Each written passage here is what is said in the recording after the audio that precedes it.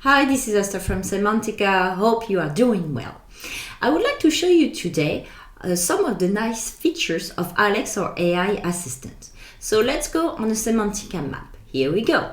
See here, imagine that you have built your stages, your interaction, you have generated some pain points. The first thing that you can do is actually, out of the pain point, ideate some solution with Alex. Let's try.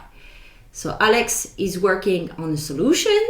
Here we go. We have 3 solutions proposed by Alex. Let's use the selection.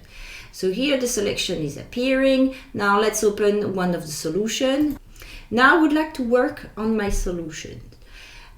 So let's select, for example, the process here. You see you have a toolbar that appears, and then you can select all the features from Alex. So Alex can rework on your text. It can make it shorter, longer. It can change the tone of voice, which is a very nice feature. It can summarize, translate, fix the grammar, and the paraphrase. So let's see, let's translate in French, right? And here we go, you have this text translated in French. So you see, very easy to use. We love Alex. It can help you to be more efficient every day. Thank you. Have a good day.